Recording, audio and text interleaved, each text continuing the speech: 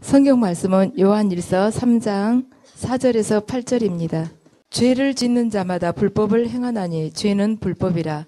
그가 우리 죄를 없애려고 나타나신 것을 너희가 아나니 그에게는 죄가 없느니라. 그 안에 거하는 자마다 범죄하지 아니하나니 범죄하는 자마다 그를 보지 못하였고 그를 알지도 못하였느니라. 자녀들아, 아무도 너희를 미혹하지 못하게 하라. 그를 행하는 자는 그의 의로우심과 같이 의롭고 죄를 짓는 자는 마귀에게 속하나니 마귀는 처음부터 범죄함이라. 하나님의 아들이 나타나신 것은 마귀 일을 멸하러 하심이라. 아멘. 오전에 이어서 그냥 악한 영들의 이 특성에 대해서 말씀드리겠습니다.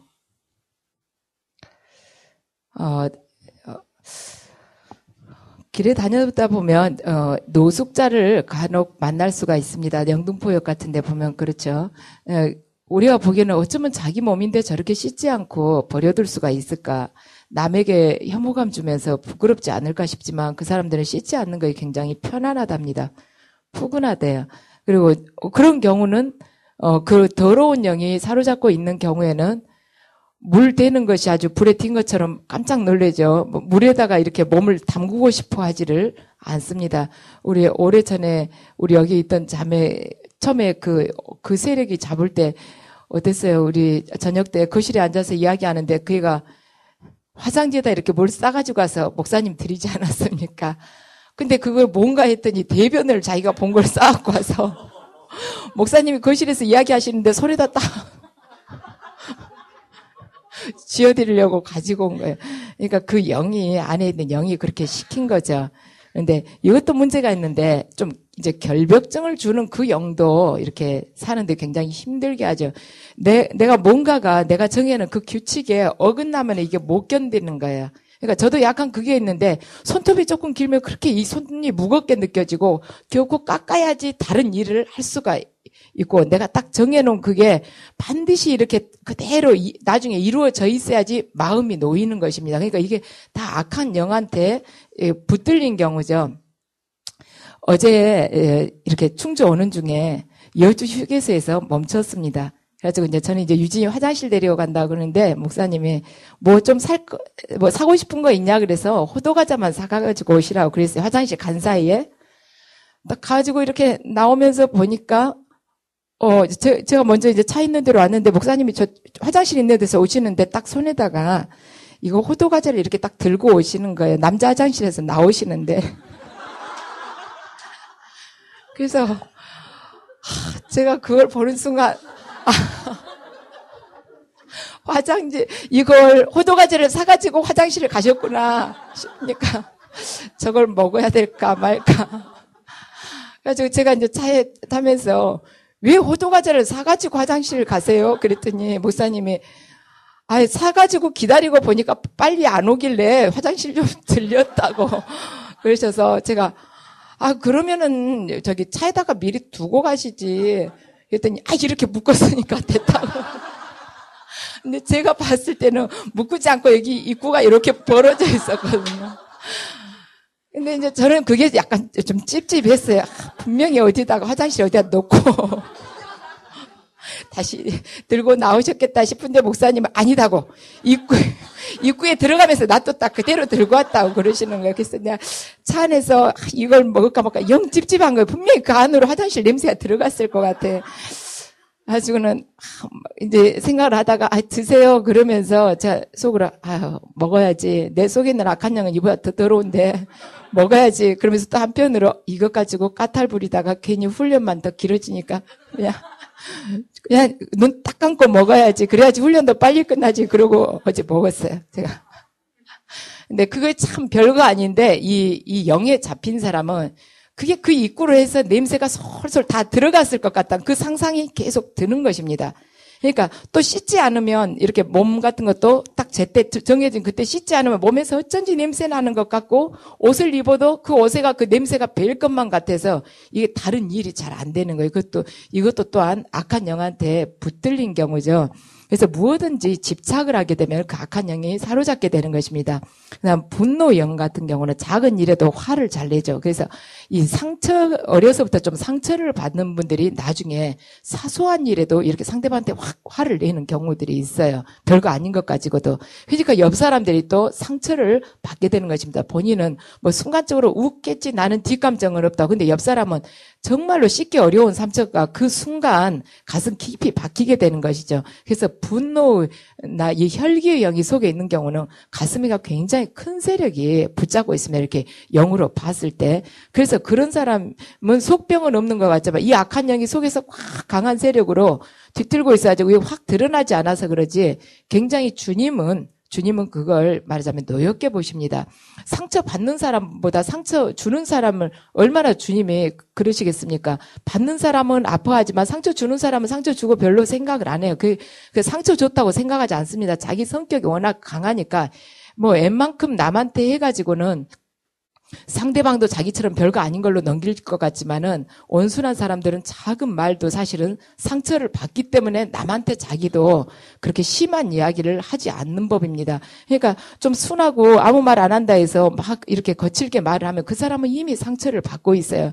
그래서 우리 이렇게 주변에서 보면 우울증이거나 남한테 상처받아가지거나 이렇게 그래가지고 좀 폐쇄적인 성격 되는 분들이 되게 온순하고 착한 사람들이 그걸 그때그때마다 내색을 못하고 또 은혜 생활 못하면서 이게 쌓여서 병마로 드러나는 경우입니다. 근데 저 아는 친구가 그래요. 사람이 죽을 때 보니까 자기 성질대로 죽더라고 그래요. 그래서 왜 그러냐니까 자기 아는 분이 성격이 굉장히 이렇게 불같았대요. 불같았는데 돌아가실 때 돼서 이제 그 중환자실에서 돌아가시는데 돌아가시기 몇 시간 전에도 중환자실에서 이 링겔이랑 이거 다 꽂아놨는데 이것이 뭐냐고 그러면서 이거 링겔을 그냥 손으로 확 잡아 뽑아서 그냥 확 이렇게 저기 하더래요. 집어 던지더래요. 그러고는 조금 있다 금방 돌아가시더랍니다. 그러니까 그 죽는 순간까지 자기 성격을 못 내려놓더라는 것입니다. 그래서 치매 환자들 같은 경우도 보면은 우리 영 다른 성격이 그 사람이 갑자기 나타날 것 같지만 그 사람 안에 좀 이렇게 좋지 않는 그 성격들이 이제 이 병마가 잡으면서 그 세력이 강해지지 않습니까? 그게 이제 이렇게 정신을 잡으면서 치매 환자가 이거 되면서 드러날 때 그게 좀 더 강하게 드러나는 경우들이 많이 있습니다. 그리고 이제 사모형이 있죠. 지나치게 누군가에게 집착해갖고 막 사랑하는 경우 있지 않습니까? 그래서 사랑하는 그 상대가 이 세상 전부하고도 바꿀 수 없을 정도로 그 사람이 없으면 그 사람과 헤어진다면 내가 사는 의미가 없다. 그 정도인데 막 이렇게 서로 이렇게 말하자면 서로 나눠지는 경우, 이별하는 경우, 그런 경우 헤어지게 되는 경우 못 견디죠. 그 사모영이 잡아서 잠을 못 자고 울고 막 계속 그 사람한테만 매달리게 되는 것입니다. 그래서 이 사람 생각에는 이 세상 그 무엇과도 그 상대가 바꿀 수 없다고 생각을 하면서 그렇게 매달리는데 주님 보시기에는 이 세상 그 무엇과도 바꿀 수 없는 것은 하나님뿐이지 그 인간에게 우리가 의미를 두고 인간을 믿을 존재는 아니에요. 인간은 믿을 존재라기보다는 사랑하는 대상입니다. 사랑해야 될 대상. 그래서 하나님 법에 어긋나면은 모든 그 악한 영이 들어가게끔 하나님의 허락을 하세요. 가장 윗자리에 하나님을 둬야 되는데 거기 그 제일 윗자리에다 자기가 사랑하는 사람을 하나님보다 더 윗자리에 뒀을 때는 악한 영이 사로잡아도 그냥 허락을 하십니다. 그리고 우리 낙심의 영에 많이 잡힐 때 있죠. 이렇게 환경이 내가 은혜를 받아도 환경이 확 풀리지 않고 이게 이제 시간이 흐르면서 나를 더 힘들게 한다 싶을 때 내가 이제 이 환경을 도저히 내 이걸로 해서는 안 되나 보다. 그러면서 막 지치면서 낙심이 될 때가 있습니다. 응답을 빨리 받지 못할 때. 그럴 때 희망이 없어지면서 다 포기하고 싶다는 마음이 들게 됩니다. 그래서 우리가 제일 기도하기 힘들 때가 언제냐면 낙심의 영이 내 안에 잡을 때예요. 그때가 기도도 하기도 싫고 그냥 포기하고 싶고 그리고 만사가 귀찮고 해봐야 안 된다는 그 좌절감만 이 마음 안에 남아있기 때문에 그때가 기도로 이렇게 치고 올라오기가 참 어려워요. 근데 여러분들이 이제 이러한 영의 종류, 영이 주는 성격 같은 거 이렇게 듣게 되시면 아, 이게 낙심의 영이 지금 내 안에가 있구나. 은혜 받으면서 기도하면서 금식하면서 해서 몰아내야겠구나.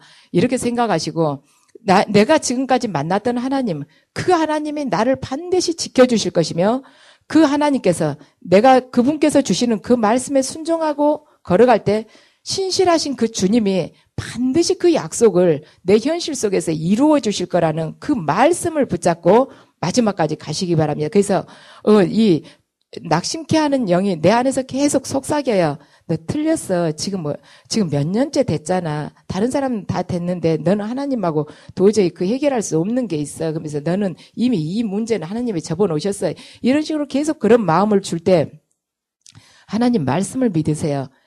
분명한 것은 마귀는 우리를 죽이고 멸망시키기 위해서 왔고 하나님께서는 생명을 주시고자 오신 것입니다. 그래서 내 마음에 주는 그것들, 그 악한 영들이 주는 그 마음들이 이게 성령님이 주시는 것인가, 악한 영이 주는 건가를 딱 이렇게 구분을 해보세요. 하나님 성경 말씀에다 놓고, 그래서 악한 영들이 주는 것이다 싶으면 바로 금식하고 기도하시기 바랍니다. 그리고 탐욕의 영은 어떤가? 탐욕의 영에 사로잡힌 경우는 남한테 베풀면 그 순간부터 손해라는 생각을 주는 거예요. 그래서 절대로 내가 쥐고 있는 것만이 제일 확실하지 누군가에게 주면은 절대로 말하자면 되돌려 받을 수 없다. 그리고 어딘가 투자를 하면 계속 부자가 될 것 같다는 생각이 듭니다. 꼭 이익을 볼 것이다. 우리 중학교 때인가 그 영어책에 나왔죠. 그 하녀 같은 그 여자애가 이렇게 가다가 이렇게 닭을 보게 됐던가요? 닭을 사게 됐던가. 그래가지고 이제 그걸 가지고 꿈을 꾸는 거예요. 이에 알을 낳으면은 이에 알을 몇 마리 해가지고 이렇게 병아리가 깨어나면 병아리를 또 닭을 쭉 키워가지고 또 몇 마리 되고 그 다음에는 양으로 그러면 다 팔아다가 양으로 바꾸고 양을 또 키워서 팔아서 또 소로 바꾸고 그래가지고 이렇게 목장을 하고 그러면 엄청 나겠다 싶은데 그 닭이 도망가 버리는 경우. 그러니까 어떤 일이든지 망할 거라고 시작하는 사람은 없으면 다 잘 될 걸로 예상을 하고 하지만은 나중에 보면은 지나치게 탐욕의 영이 나에게 그런 막 허황된 꿈을 심어주는 경우가 있어요. 그리고 내한테 재물이 어느 정도 있어요. 있는데도 여기에 감사하고 만족하는 것이 아니라 나보다 더 많이 갖고 있는 사람, 내가 소유하지 않는 다른 무언가를 특별하게 갖고 있는 사람, 그것만 뭔가 내가 갖지 않은 것만을 계속 집착하면서 그걸 소유하려고 생각을 합니다. 그럴 때 내 안에가 탐욕의 영이 있구나. 내가 티셔츠를 샀다. 노란색이 예쁘면 그걸로 그냥 끝나면 좋은데 파란색, 빨간색 골고루. 그러니까 이게 내가 어느 정도 선에서 이걸 딱 절제를 할 수가 있어야 돼요. 최소로, 가장 극최소로 절제를 하고 거기서 감사를 해야 되는데 이제 이 눈을 위로 뜨면은 한없이 해도 만족이 없는 것이죠. 그래서 바닷물을 마실수록 목이 마르듯이 인간의 탐욕이라는 것은 어떤 방법으로도 채워지지 않는 것입니다. 그래서 우리가 그것은 어떨 때 되는가? 영으로 주님을 만나서 주님만이 영원하신 분이고 그분 안에 모든 것이 있다고 생각할 때 세상을 내려놓을 수가 있습니다. 그리고 의심의 영이 들어오면은 어떻게 돼요? 처음에는 누군가가 어쩔 것이다 하고 추측을 하지만은 계속 의심하다 보면은 이제 내가 추측했던 것이 사실인 걸로 착각이 되게끔 만듭니다. 그래갖고 서로 간의 이 관계가 불편하게끔 이 의심의 영은 그러는 것이죠. 근데 의심의 영과 또 반대로 미혹의 영이 있어요. 미혹의 영은 우리를 속이는 영입니다. 그러니까 우리가 속아 넘어가는 것이에요. 그러니까 거짓을 진실인 척 하면서 우리를 말하자면 속이는 것이죠. 그래서 그것이 이제 미혹의 영이 들어오면은 잘못된 것이지만 비진리이지만은 꼭 타당하다는 생각이 들도록 이 미혹의 영이 우리를 현혹시킵니다. 그다음에 거짓의 영이 있죠. 앞뒤가 맞지 않아도 태연하게 거짓말하는 경우 있습니다.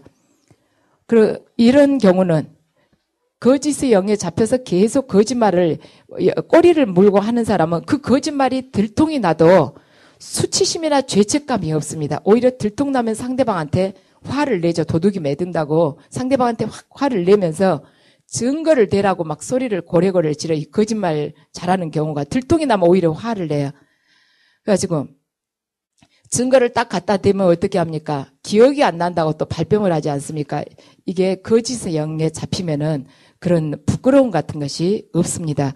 그다음에 점치는 영은 자기가 주님인 척 하면서 막 잘못된 계시를 주는 것이죠. 그러니까 무당 예언하는 사람 안에 우리 이렇게 예언 은사를 받았지만 말씀을 제대로 성경 말씀을 제대로 알지 못하고 깨닫지 못하고 그저 이제 뭐 이렇게 주님한테 들어서 뭘 알아맞혔을 때 남들한테 이렇게 부러움을 사고 싶은 그 마음이 앞서면은 자꾸 깊게 뭐 자세하게 하면은 잘한 것처럼 보일 것 같다는 그 유혹 때문에 하다 보면은 결국에는 틀리게 됩니다. 그래서 주님은 그냥 그걸 허락하십니다. 왜냐하면 그분께 의지해야 되는데 자신을 과시하려다 보면은 악한 영이 그 사람 안에서 주인이 돼버리는 것이죠. 그래서 우리가 항상 나를 내려놓고 내가 억지로 해가지고 뭘 더 받아내려는 생각을 하지 않아야 됩니다. 그 다음에 두려움을 주는 영이 있습니다. 그러니까 별로 큰 사건이 아니고 특별한 일이 아니지만은 두려움을 줘요. 예전에, 그러니까 이 두려움을 주는 영은 물질을 통해서도 역사하기도 하고, 우리 마음 속에서 역사하기도 하고, 주로 우리 마음 속에 들어와서 많이 역사를 합니다. 제가 예전에 살았던 그 집에서 이렇게 창문을 다 닫아놨지만은 커튼이 이렇게 바람에 가만히 있어도 막 날린다고 하지 않았습니까? 분명히 창문을 꼭꼭 맞게 닫아놨는데 그 천장부터 아래까지 이렇게 길게 늘어뜨려 놓은 커튼, 로만 쉐이드 같은 경우는 이렇게 중간에 이렇게 알루미늄 봉이 있지 않습니까? 잡아당기면 위로 쭈르륵 올라가죠. 그러니까 알루미늄 봉이 있으면 얼마나 무겁겠습니까?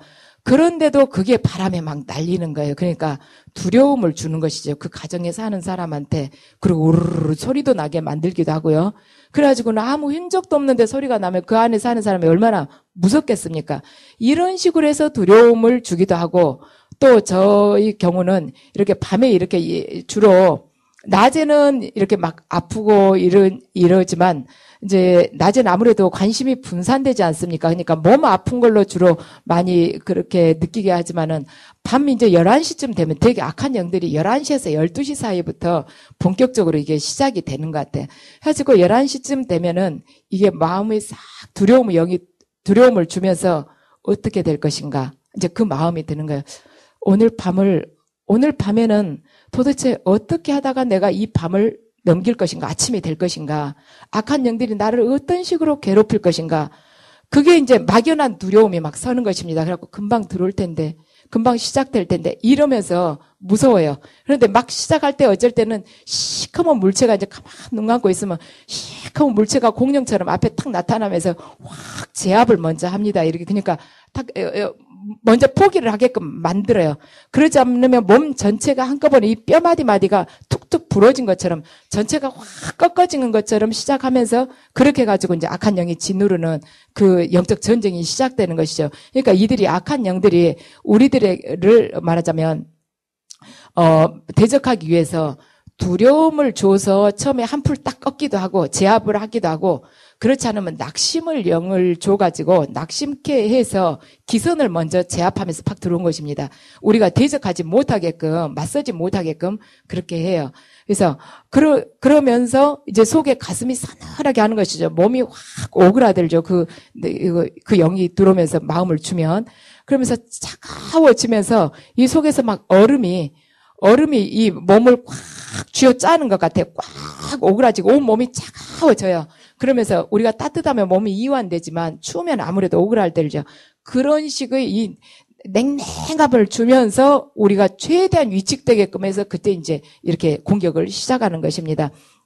그래서 이들은 이것뿐만이 아니라 어떤 사건이 있을 때 그걸 우리가 비약해서 실제보다도 훨씬 더 악화된 상태로 상상하게끔 해가지고 미리 이제 두려움을 주는 거예요. 그래서 거기에 대해서 대처를 하지 못하게끔 미리 포기해서 말하자면 파멸되게끔 그런 쪽으로 또 이끌어가기도 합니다. 그리고 게으른 영 같은 경우는 꼼짝을 하기 싫어하죠. 성경에도 나왔지 않습니까? 게으른 사람은 밖에 나가면은 사자가 있다고 그러면서 집에만 꼭 옹크리고 있다고 그러죠. 그래서 꼼짝도 하기 싫어하는 거, 그대로 있는 걸 좋아하는 것입니다. 근데 어른들 옛 말이 또 뭐가 있습니까? 말하자면 손이 한가하면 입도 편하다고 그러죠. 결국에는 게으른 자는 굶게끔 돼 있습니다. 근데 이 악한 영들은 어떤 방법으로 해서든지 우리를 죽음으로 끌어갑니다. 게으르게 되면은 본인의 그 어떤 능력 같은 것은 전혀 개발이 되지 않는 것이죠. 그 다음에 중독을 일으키는 영이 있죠. 그러니까 알코올 중독, 아니면 마약, 컴퓨터 게임 중독, 또는 도박. 요즘에는 이제 새로운 중독을 해갖고 스마트폰 중독이라고. 여러분들 전철 타보세요. 전철에 한 줄에 7명 앉아 보면은 최소한 6명은 스마트폰 열고 있어요. 뭘 보는지는 모르지만 열고 있습니다. 근데 그것이 요즘에 굉장히 급속하게 퍼져나가고 있답니다. 스마트폰 중독이라고 요즘에는 새로 나온 언어죠. 그리고 담배도 그렇게 끊기가 어렵죠. 근데 담배 끊으려고 딱 결심하신 분들이 끊고 나서 그걸 못 참죠. 자기가 담배 다 갖다 휴지통에다 버리고 그걸 못 참는 것입니다. 근데 담배 끊어보시려고 노력하신 분들이 제일 맛있는 담배가 쓰레기통에서 주워서 피는 담배가 그렇게 맛있을 수가 없대요. 버리고 나서 다시 뒤져가지고 피우는 것이 중독됐으니까 그러는 것이죠. 그 다음에 질투하게끔 하는 영이 있습니다. 이게 이제 여자들한테서 주로 많은데 남자들도 간혹 있습니다. 그러니까 다른 사람이 잘된 것을 인정하지 않고 흠을 찾거나 끌어내리려 하는 것입니다. 이게 한국인들 중에 굉장히 많아요. 그래서 한국 사람들은 외국에 가게 됐잖아요. 그러면은 뭐 차이나타운 이런 식으로 형성해서 사는데 한국 사람들은 자칫하면 망한답니다. 누가 세탁소 열어가지고 잘 된다 싶으면 그 옆에다 세탁소 계속 세워가지고 같이 망하는 거예요. 다 외국인들 같은 경우는 누가 세탁소 세워도 잘 안 된다 그러면 다른 것을 세우든지 아니면 세우더라도 참 멀리 가서 하는데 우리나라 사람은 다닥 옆에다 하니까 그래가지고 남이 잘된 것을 인정을 하려 하지 않는 것입니다. 그 말 있죠. 한국 사람들은 꽃게하고 똑같다고. 2마리만 통에다 넣어놓으면 절대로 못 나온다고. 한 마리가 기어 나오려면은 밑에 다른 꽃게가 꼭 집게발로 잡아당겨갖고 아래로 딱 떨어뜨려놓으니까 꽃게를 2마리를 이 통에다 넣어놓으면 절대 뚜껑을 닫을 필요가 없답니다. 둘 중에 결국에는 못 나오고 죽게 된답니다. 한국인의 좋지 않는 점을 외국인이 굉장히 풍자해서 한 이야기입니다. 그래서 어떤 명예나 물질이나 자녀 문제나 가정적인 것을 비교를 하면서 타인을 자기의 경쟁자로 생각하는 경우가 있습니다. 그건 굉장히 어리석은 것이죠. 그러니까 내가 저 사람한테 있어서 말하자면 저 사람이 뭐가 이제 나보다 더 나은 점이 있다. 그러면 그 시샘이 나는 그 부분만 계속 집착하면서 그걸 가지고 물고 늘어지는 것이에요. 그런데 나에게도 또 장점이 있지 않습니까? 그걸 가지고 나의 누군가 흉내낼 수 없는 나만의 그 고유한 장점을 또 나도 생각하면서 서로 다른 것을 인정을 해야 되는데 저 사람 좋은 점만을 내가 욕심을 내는 것입니다. 그래서 우리들 각자는 주님께서 우리를 이 땅에 보내실 때 부여주신 우리 각자의 고유한 그 삶이 있습니다. 그 삶을 인정하고 그 가치를 소중하게 여길 줄 알아야 됩니다. 그러니까 나의 이 삶은 이 지구상의 수십억 인구 중 어느 누구와도 그 삶의 모습이 똑같을 수가 없습니다. 그래서 수많은 꽃들이 이렇게 맡아보면 향이 각기 다르고 모양이 조금씩 이렇게 다 다르듯이 인간도 똑같습니다. 모두가 각자 자기만의 삶의 그 아름다움과 그 빛을 간직을 하고 있습니다. 그래서 영적인 것 또한 마찬가지입니다. 육적인 삶도 그런데 영적인 삶도 마찬가지예요. 영적인 축복의 은혜는 하나님의 그 주권 아래에서 내리는 것입니다. 그래서 하나님께서 실수하시겠습니까? 능력을 많이 누군가에게 주신다면 그만큼 책임도 그 사람에게 많이 묻게끔 되어 있습니다. 또 능력이 절대 그냥 내리지를 않습니다. 반드시 거기에 맞은 훈련을 많이 시키세요. 견디기 어려운 훈련을 많이 시키십니다. 성경에 보면은 견딜 수 없는 훈련, 연단을 허락하시지 않는다고 그러시는데, 그건 저는 제가 보기에는 그분이 견딜만 하니까 그런 것 같아요. 견딜 수 없는 훈련도 허락을 하십니다. 왜냐하면 못 견뎌야지 우리가 그 과정을 통해서 우리가 부서지거든요. 견딜만 하면 견디고 결국에는 내가 빳빳하게 살아있지 뭐하러 바뀌겠습니까? 우리 인간이라는 게 몇십 년 동안 이 세포마다 얼마나 악한 영이 많이 잡고 있습니까?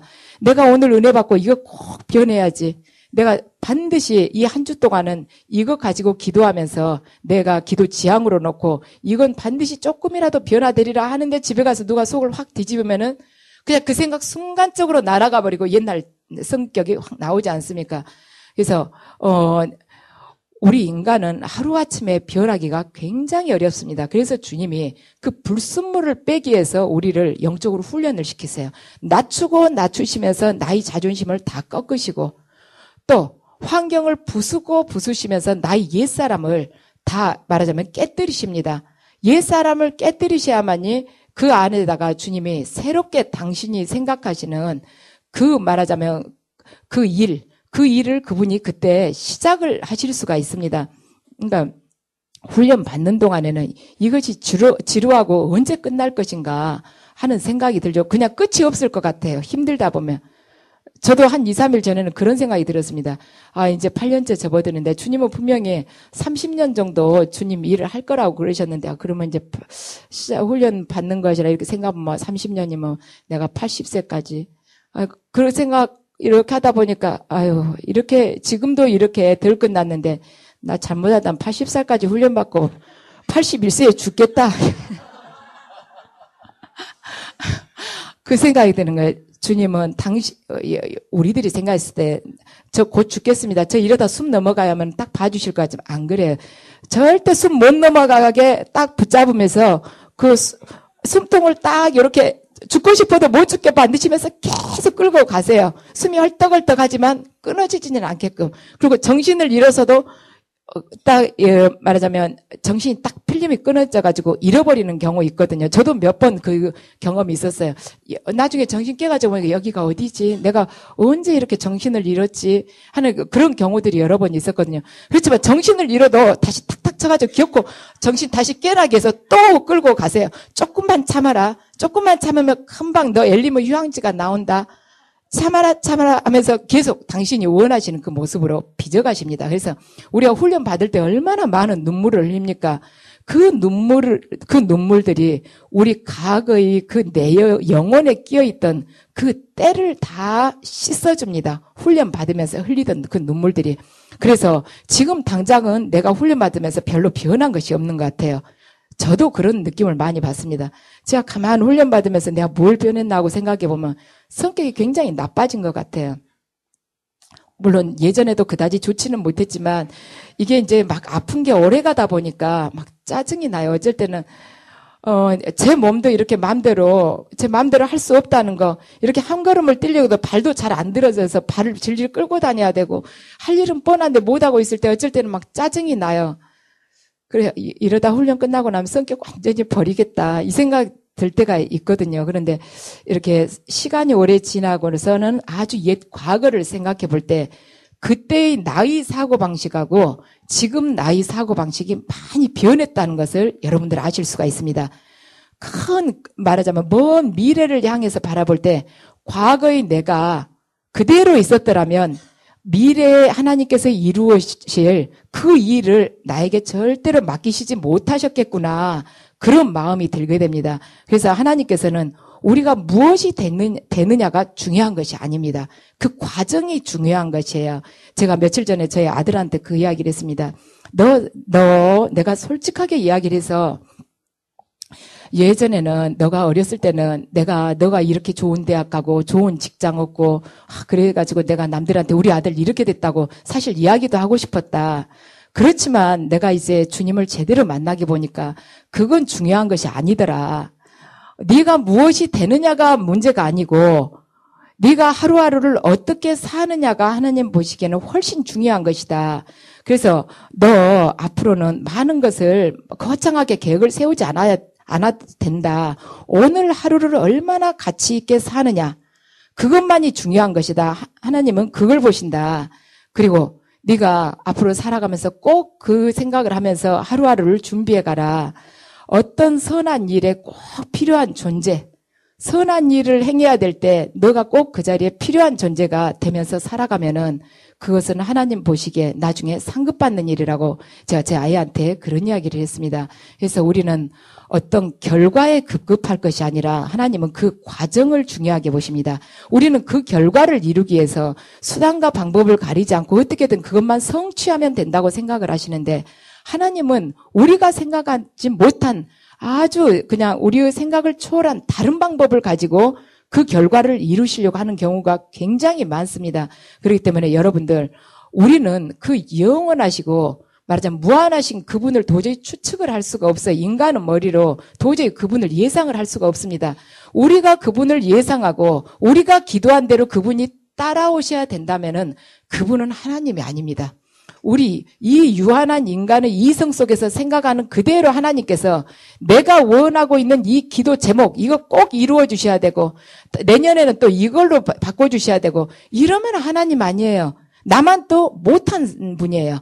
그래서 여러분들이 여러분의 의지를 내려놓고 하나님께서 원하시는 그 큰 뜻이 저를 통해서 이 땅에서 이루어지는 그러한 저를 매개체로 써달라고 그렇게 기도하시기 바랍니다. 그리고 여러분들이 지금 원하고 계신 것, 당장 급한 것, 그것이 여러분들은 나에게 있어서 어떠한 응답이고 생명을 주는 길로 생각할 수 있지만 여러분 하나님 보시기에는 그것이 지금 주셨을 때는 죽음으로 이끌어가는 도구가 될 수도 있습니다. 그래서 훈련을 받으시면서 지금 지루하고 숨이 턱턱 막히고 도저히 내가 다음 달은 정말 못 견디겠다고 이렇게 막막할 수도 있지만 하나님께 의지하실 때 하나님께서는 여러분이 생각지 못한 방법으로 생각지 못한 그때 하늘문을 확 열어서 여러분들이 예상치 못한 그 축복을 여러분들께 마련해 주실 것입니다. 그래서 주님께서 지금 그 예언이 많이 나와요. 이렇게 힘든 훈련을 이렇게 받아온 이들에게 7배의 축복을 주시겠다고 그러십니다. 그러니까 여러분이 혹시 여기 오실 때는 물질 문제 때문에 오셨을 수 있어요. 그렇지만 하나님께서 그 연단을 제대로 마치게 될 때 물질뿐만이 아니라 영적인 복도 주시고 자녀의 앞길도 탄탄하게 책임져 주시고 그 많은 것을 곁들여 주시겠다는 것입니다. 그래서 여러분들이 지금부터는 내 것 뭐 해주세요 하고 기도하지 마시고 하늘나라의 의를 구하는 그 기도를 하시기 바랍니다. 그래서 이 시간에는 여러분들 안에 있는 이 어둠의 세력들 내려놓고 뭔지 다 아시죠? 내가 정말 이것만큼은 변화됐으면 좋겠는데 안 되는 것들 그거 기도하시면서 몰아내시기 바랍니다.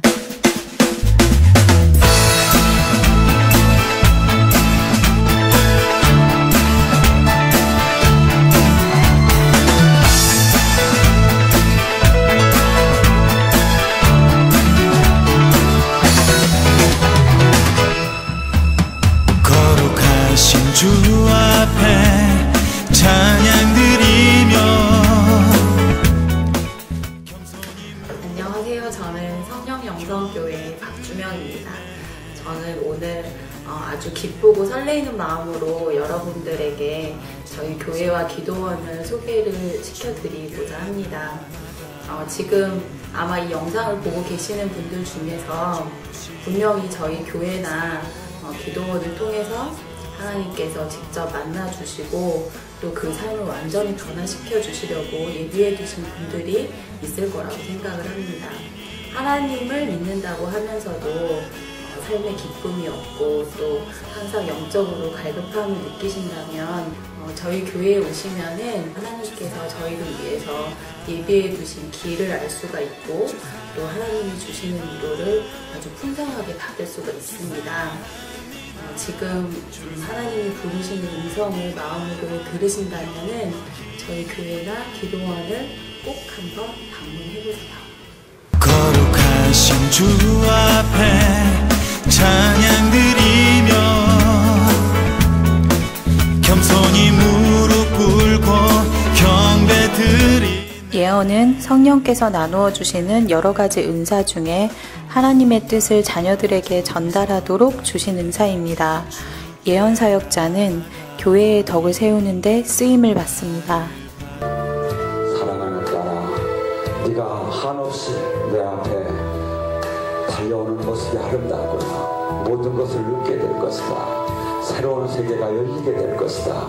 그동안에 막연하게 바라보던 세상이 아니라 이제 나와 동행하고 내 나라를 온전히 전하는, 생명을 전하는 그 자가 될 것이다. 네 안에 오늘 가득히 생명을 품노라. 이런 예언 사역을 통해서 성도들은 우리 삶을 섬세하게 돌아보시는 하나님의 사랑뿐 아니라 우리 삶의 걸음마다 늘 인도하시고 또 동행하시는 하나님의 은혜를 체험합니다. 각종 인터넷 포털 사이트에 검색어에 성령, 은사, 예언 이런 검색어로 검색을 하게 되었고요. 서모세 목사님께서 그 말씀하신 동영상을 보게 되었고요. 동영상을 보면서 제가 느낀 것은 이곳에 일어나는 각종 주님의 강력한 임재와 기름 부음을 보고 깜짝 놀랐습니다. 이곳은 치유, 예언, 통변, 각종 기름 부음이 일어나는 정말 주님이 살아계시고 주님의 뜻을 전하는 그런 곳이 알게 되었어요. 그래서 충주 기도원을 가게 되었죠. 목사님께서 저에게 하시는 예언을 듣게 되었습니다. 근데 저는 제가 평상시에 부르짖고 했던 그런 기도 제목이 제 예언을 할 때 통변을 통해서 나왔습니다. 저는 그 말씀을 듣고 어떻게 제 마음속에 했던 기도가 그렇게 통변에 나올 수 있을까 해서 깜짝 놀랐고 눈물을 흘리지 않을 수 없었습니다. 그래서 결심을 하게 되었죠. 바로 이곳이다. 그래서 저는 이곳에 4개월 동안 정말 주님의 뜻을 구하기를 원했고 눈물로 부르짖으면서 기도했습니다. 지금은 제가 묶였던 그런 문제들이 하나씩 풀려나고 있어서 정말 주님께 너무 감사드리고요. 여러분께도 우리 성령 영성을 꼭 오시기를 강력히 추천드립니다.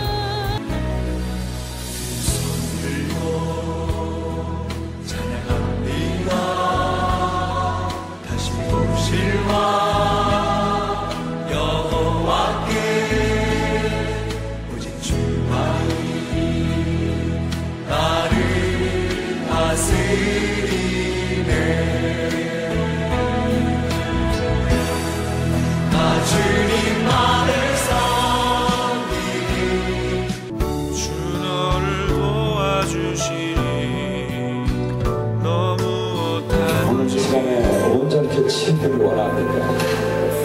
온전히 치유되기 원합니다. 사슬이 풀리기 원합니다. 아버지 풀리시게 주시옵소서. 어둠의 영도를 지금 이 시간 이 딸의 몸에서 분리될지어다.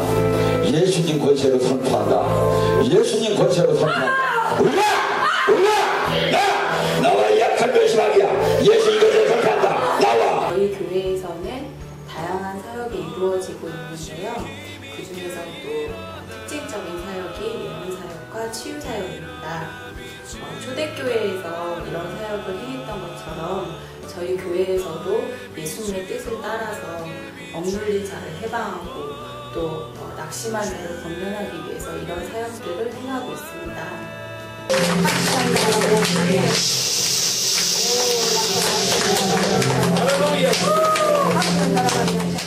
성령님의 역사하심을 통해서 어둠의 권세로부터 해방이 될 수 있고 또 하나님의 자녀로서 마땅히 누려야 될 축복들을 누릴 수가 있습니다.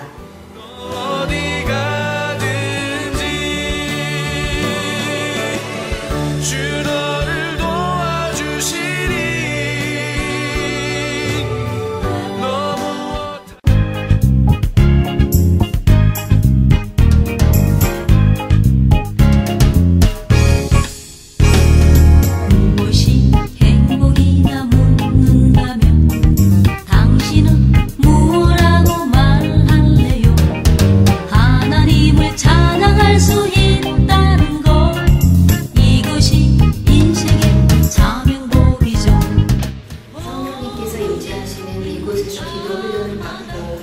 영이 조금씩 열려가고 새로운 영적 체험을 겪어가면서 그런 과정 속에서 믿음이 점차적으로 성장하고 성경의 말씀들이 머리가 아닌 가슴으로 더 깊게 깨달아가고 있습니다. 성령님의 강력한 역사가 있고 주님 앞에서 온전히 순종하는 삶을 살고 계시는 목사님과 원장님이 계시고 또한 깨끗하고 투명하게 운영되고 있는 이곳 성령 영성 기도원으로 영적으로 발급한 주님의 많은 자녀분들이 인도받고 주님의 은혜 속에서 가운데서 묶임이 풀리고 축복받는 삶을 사시게 되기를 진심으로 원합니다.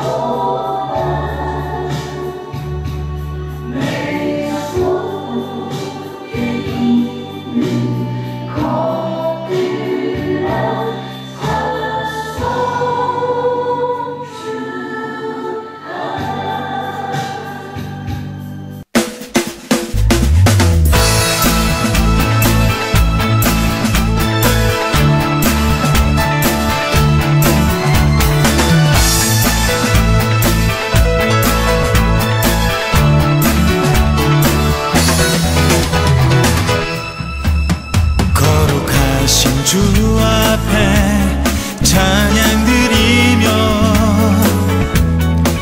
겸손히 무릎 꿇고 경배 드리네.